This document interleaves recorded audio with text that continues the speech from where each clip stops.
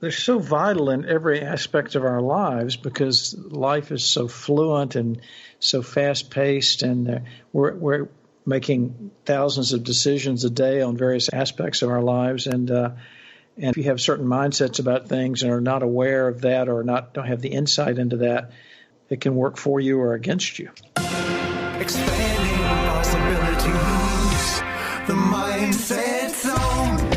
I'm your host, Anna Melikian, and before we start with today's show, please remember to visit mindset.zone.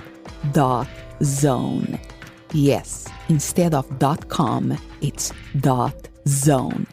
There you can find all the episodes and other amazing resources, all at mindset.zone.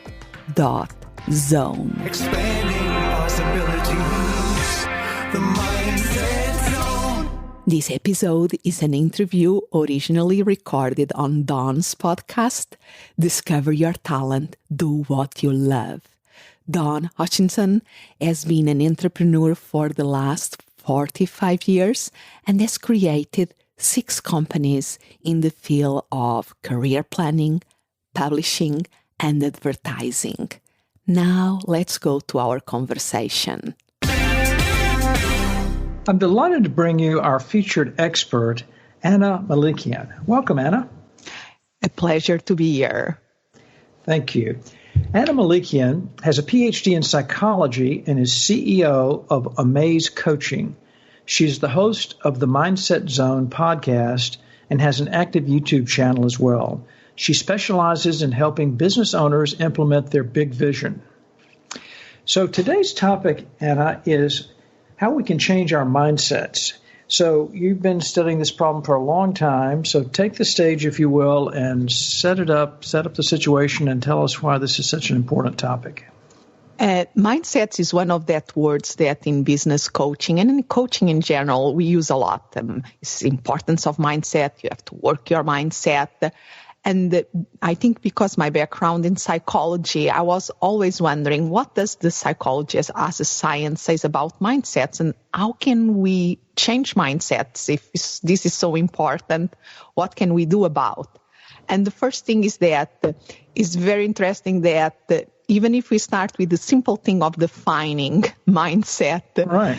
You start to get people, they have different definitions of it or not. They are not speaking about the same thing. Right. So I think for your listeners, an easier way to see mindsets is like a collection of thoughts and beliefs that shape the way we see the world.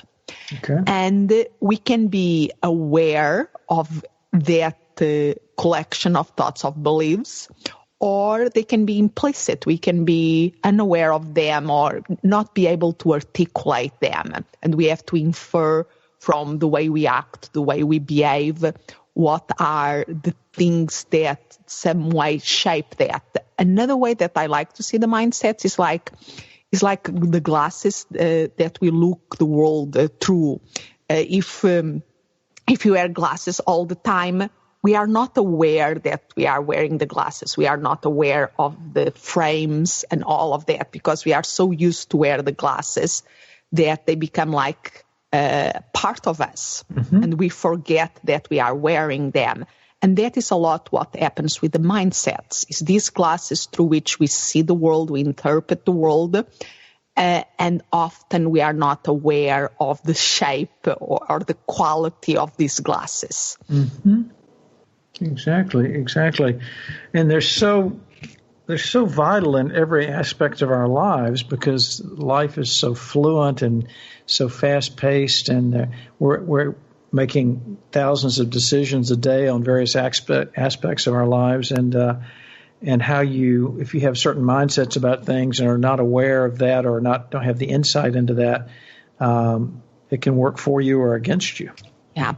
And one of the things is one of the people out there doing amazing work in this topic of the mindsets is a psychologist. She's a Stanford University.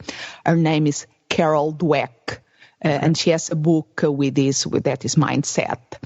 And she started, or at least what I know of her, about her work, she starts studying in education, in kids, how do they learn, and what are their beliefs and thoughts, even implicit, about intelligence. Mm-hmm. Do they see their intelligence as a trait that is fixed from the beginning or something that can be changed?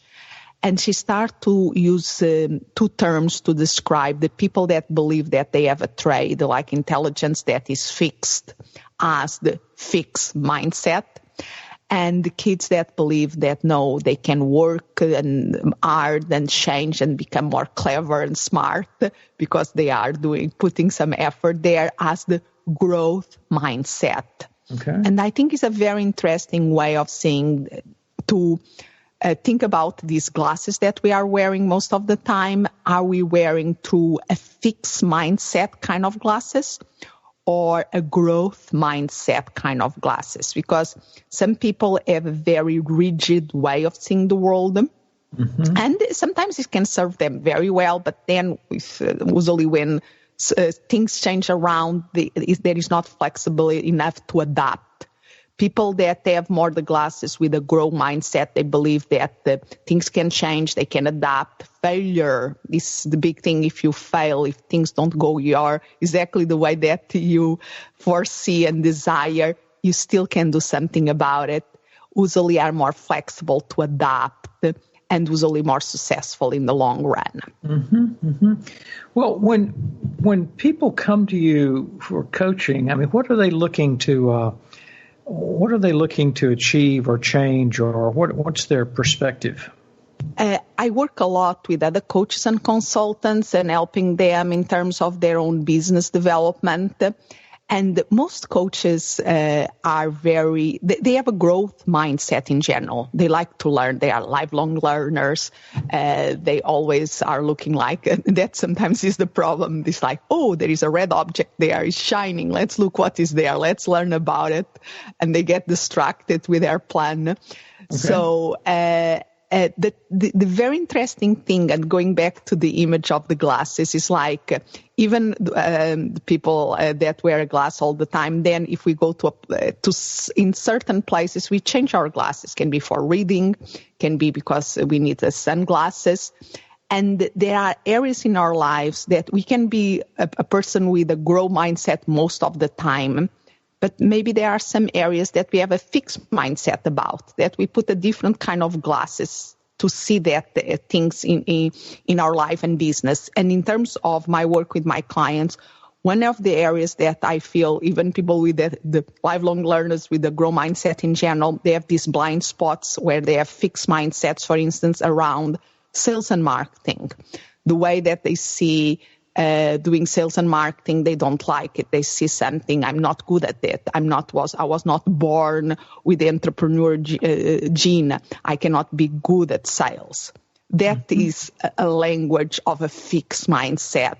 And part of the work that I do, and many coaches do that even without this naming, is question them, question that belief, and help them change the belief around. So in terms of changing our mindsets, a lot is about learning to hear our fixed mindset voice. Some of these, I cannot do that. I will never be good at it. What if I fail? I was not born with that gene. That is the kind of thing that is like we can see like a red flag waving that tell us that we have a fixed mindset about that topic. Mm-hmm. And that is the first step, to be aware. Okay. Then if we recognize that we, at that moment, we have a choice. And maybe it's an area of our life that we don't need to change, and we can recognize, okay, I have a fixed mindset about that. Oh, I'm not a very good drawer. I don't do sketches very well, not very artistic. And recognize, maybe I could improve, but I really don't need it.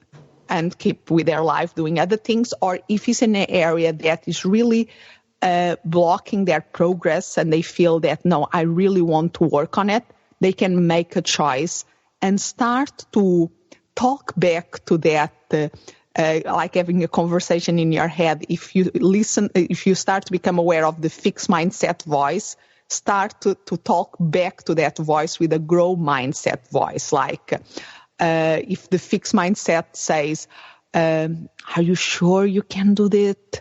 Or like, for instance, in sales, your sales skills level is very low, let's face it. You cannot sell water even if you are in a desert.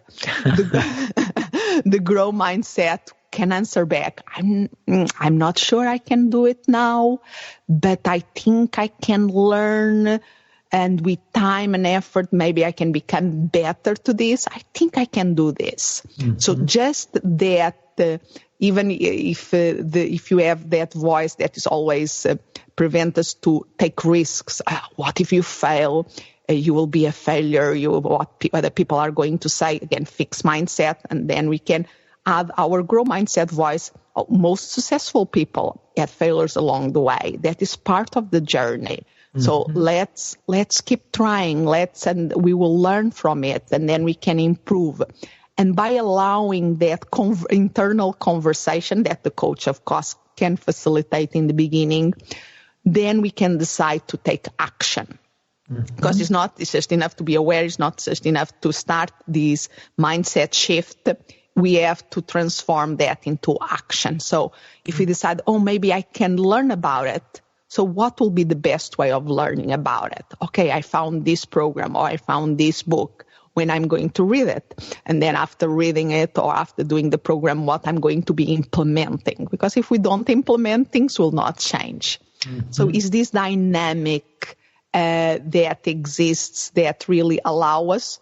It's not easy, but it's totally possible to change the way we see the world, and then the way that we act in the world, implement in the world, that then will create us a grow mindset that is more flexible. Mm-hmm, mm-hmm. That makes complete sense.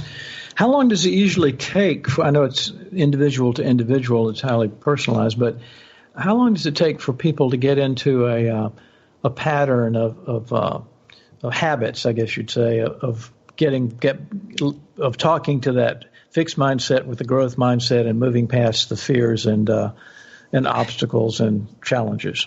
It totally depends of the type of area that they are working in, the mindsets, and how much ingrained and what is the story of that blind spot or that fixed mindset. Some things there is more baggage, so to speak, and more things to clear up that allow people to move forward. But in the beginning, is really is hard. Most of the times in the beginning, you really have to put intention and effort on it, because we are so used to, in neuropsychology, we know that we have certain pathways in our brain that they fire in a certain way, and that is the tendency. So if we want to change that habit, the way we are deciding to go in a different route, doing in a different way, and that implies, a conscious effort of thinking, of implementing, of acting. And if we get distracted, what happens is that we go to the old ways. Mm-hmm. And we have to learn to be forgiving on that. That is part of the process. And by persisting, mainly in the beginning, in that forming the new habit is persistence, be gentle with ourselves, having support. That is what allows us to transform and then create a new habit. But usually it takes time. It's like, for instance, somebody decides to do exercise as a routine every or 5 times a week. That if they never exercised before, takes some effort until it becomes part of their new habit and their new way of living. It's not a magical pill in any way. No. It's interesting, the subconscious and how to program those thoughts and patterns it just takes an amazing amount of time and effort and persistence, doesn't it?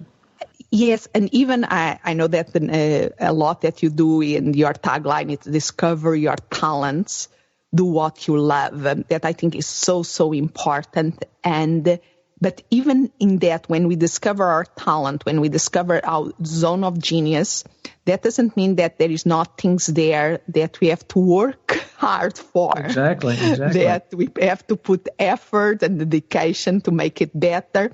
And maybe there are some areas that is not our talent, but we know if we could improve just a little there, that will catalyze our talent more. So it's be flexible. Everybody will have a fixed mindsets around some areas, but if we are not aware, if we are not conscious, how are we going to know what are our blind spots? The definition of blind spots that we don't see that is there. Yes. We have to create almost an artificial experiment. For instance, all of us, and that is, I do that in my public speaking when I'm a group or from workshop to a bigger group. We have where our eye, the nerve behind our eye connect to our eye is a blind spot. And there is an experiment that we can do with a cross and a dot in a certain distance, that if we look just with one eye at a certain distance, one of that dots, if we are focusing on the dot, the cross disappears because goes in that blind spot in our eye that the nerve connects, that we don't have receptors to see the image. But because we usually always are looking with two eyes, one compensates the other. And we have to create this artificial experiment to see. But the interesting thing is that when we are doing this experiment, they don't see a hole of nothingness where the blind spot is. If it's a white piece of paper, when the image is a certain distance from our eyes, the cross becomes white, becomes like the paper around. It's our brain building, okay, if everything around is white, that must be white.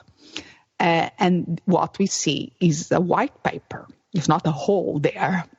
Mm-hmm. So our brain has this capacity of always rebuilding things and interpreting things and the way that we see the world. So how, in terms of how identifying the blind spots, is by checking mainly the things that keep repeating, things that people, even criticisms that we heard from other people, mainly the ones that are the recurrent ones, and really have a safe space that we can go, and a coach can be very helpful at that level, that help us to analyze that. If there is anything here in this criticism that I keep hearing that I should be paying attention to, or I want to be paying attention to, is this indication here some blind spot that I have that I can work, and if I work on it, I can improve. So that is the be open and self-aware is one of the things that really help us to become more able to be conscious of our blind spots and then decide if you want to do something about them or not. Mm-hmm. Yes. Do you ever do work with students? What are the youngest people that you work with? I used, previous to being a coach, my background is in psychology and in psychotherapy. But even then, most of my clients will be adults. Okay. I coach, I did psychotherapy with some teenagers. But my sweet spot was more always the adult population. Yes. Well, do you work much with teams and organizations to get with them and help them communicate better and collaborate better and create better by understanding the principles of these mindsets? I did some speaking engagements in organizations about this. And where I do is my ripple effect in terms of my work. I work a lot with leadership coaches that work in organizations, that work with leaders, that work with teams. And I help them to really articulate their message and to get more clients in terms of business to business kind of things. Yes. So, but going back to the kids, where my battle or with applying these things with kids is my own daughter that is now 9 years old, almost turning 10, because it's fascinating to see how kids have their own blind spots, and mainly when they find something that they are not very good at, or that they struggle a little in school. Something that, and this is some fascinating from Carol Dweck work, because she studied a lot kids. And one of the things that she observed when she was doing her research is that kids that are labeled as very intelligent kids, and almost like the genius kind of the class, sometimes that can work against them in the long run, because they develop like a fixed mindset. I'm very intelligent. Things come natural for me. I'm very good at this. And then they start to develop a pattern of avoiding situations where they fail, because that goes against to their self-image of being very intelligent. So they avoid situations that challenge them, because it threatens their self-image. Mm-hmm. And the kids that don't have that title, that label of very intelligent, they are more resilient to, they know that they have to try harder. They know that the challenge, and if they don't succeed, it's not the end of the world. They just have to go on it again. And what Carol Dweck research shows is that in the long run, because the ones that are labeled as intelligent, that they become shy of the challenge, they get a plateau, and many of their potential that was there is not actualized.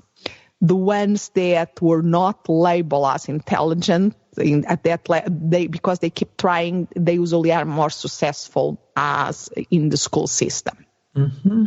Mm-hmm. So it's very interesting, and I see in school where my daughter is that they speak about this work. They are familiar with the work of Carol Dweck and the mindset, and I love that she has been a lot of influence in education, and how they try them to help them enjoy the learning process, mm-hmm. help them to be okay with, if you don't manage to take 100%, it's not okay. What do you learn from it?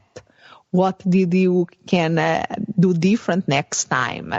And I think that is something very important for the new generation of entrepreneurs. Yes. It's a different. We have to change our attitude in relation to failure. Failure is, if we fail at something, it's okay. Most business people, if we study the bios of most successful business people, the one that make it at long term, they learn to be resilient. Yes. They learn that failing is not that there is a fork in the road, that one side that we choose will be failure and the other side is success. Mm-hmm. The roads to success is paved with failures, and for us to learn from it. Yes. Wonderful. Well, give us just a minute or so overview of your perspective on the topic of how we can change our mindsets. Just give us sort of a summary statement here in closing. So the first thing is being aware. Be open and aware. Recognize that we have a choice, and also be gentle with ourselves. And then start to talk back, to start to question, be curious. Is it has to be this way? Maybe I'm not good to this yet. So sometimes adding that yet. So start to speak with identifying our fixed mindset voice, starts to speak back with our growth mindset voice. And then if we decide to change that, put it in action, really create a plan and implement. And exercise that muscle that we have, that we can learn. It's possible. So let's do something about it. Beautiful summary. So Anna Melikian, what a great pleasure having you on today to talk about this vital topic. I know listeners around the world have learned so many lessons. How do those listeners connect with you? The easiest way is my website. That is my name, Anna, just with one N, A-N-A. Melikian is MELIKIAN.com. There is where people can find the most information about me, my podcast, and other resources. So AnnaMelikian.com. I hope you enjoyed this conversation.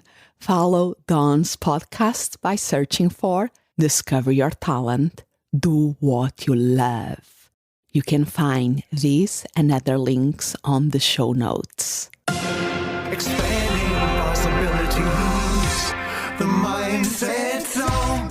Thank you for listening, and remember to visit mindset.zone. Yes, instead of .com, it's .zone.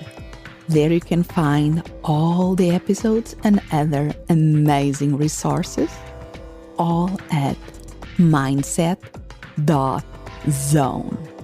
As always, I'm so grateful you are here. Expand what's possible for you, for the ones around you, for the world.